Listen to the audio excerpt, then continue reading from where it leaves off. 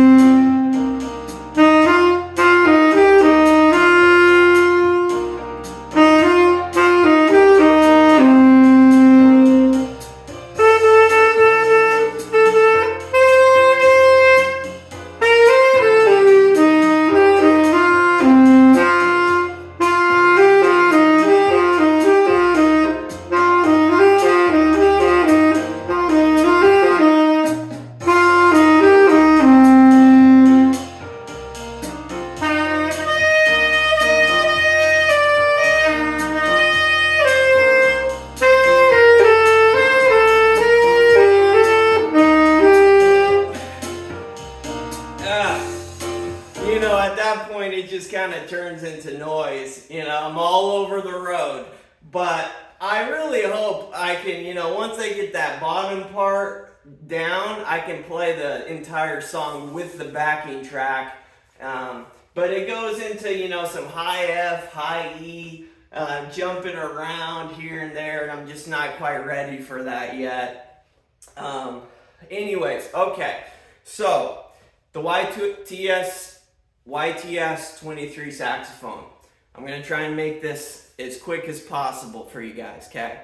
Great horn. If you look anywhere online, everybody says YTS-23 Yamaha is, such a good saxophone. It's durable. The intonation is good, meaning, it's in tune. It's in tune, and the fingering, the ergonomics are really good, meaning how your hand grips the saxophone when you play. That's what ergonomics means. Also, they have they're tried and true, great reputation. The only couple of things I didn't like about the YTS-23, which no one really talks about, is the octave key, okay? So on this, the octave key is right here, and it's just this little lever that you push down. On the YTS-23, it's a really large octave key that kind of almost is vertical with the thumb rest. So you, instead of having your thumb like this, you almost want to have it like this. And that took a lot of getting used to, and I don't know if I ever really liked it a whole lot. I was able to play with it because, when you use a horn long enough, you just adjust. You just adjust to it. And I preferred this type of octave key, which is what I had in the beginning when I had the YTS-34II that I was renting. That had the same kind of octave key. So that's the first thing I didn't like about it. The second thing I didn't like about it was the biz key was like a little too far away from, I think that's the B key, right? A, B. Yeah, it was too far from the B key. So it just made sliding onto the biz key kind of difficult. I would sometimes have to like adjust my hand in a certain way. And like I said, this is kind of nitpicky stuff that may not bother you, you know, and you can adjust to it. And I would totally recommend the YTS-23. But when the guy who I was renting it from, when he had this in stock, I saw it online. I sent him an email and I said, hey, Steve, Steve Gray's down in Santa Cruz. I said, hey, can I come down? I will drive the 4.5 hours down from Redding to Santa Cruz to try this horn out. And would you consider, you know, using my payments I've made towards the YTS-23 towards this? And he said he would. So I did research online, you know, YTS-34II Allegro, what is that? There's not a whole lot of information. Essentially what it is, it's a YTS-62, but there's no rib construction. There's no annealed bell, which don't ask me what an annealed bell is. I have no idea. And then it has, so it may have the YTS neck, but there are a few different Allegros. So before this, there was a YTS-34, but there's also an alto version, the YTS-34 Allegro, and this is an intermediate series essentially that Yamaha made in the early 2000s. That's when this horn was made, most likely around 2001. There's also a YTS-575AL. And the difference between that horn and this horn is that it has a G1 custom neck, okay? This horn has the same key work and is essentially the same as a YTS-62.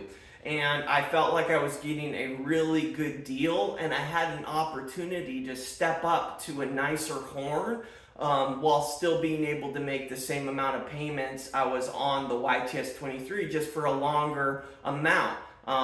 So I'm really excited about this horn. I like the way it sounds. The key work is so responsive. You know, when I play, it feels fresh under my fingers. I feel good. You know, I feel like I made a good choice. This horn is almost in mint condition. I mean, it was not used a whole lot. There's a little lacquer wear around the bell of the horn. But other than that, I mean, look at it. All gold, a little bit of scratches here and there, but great condition.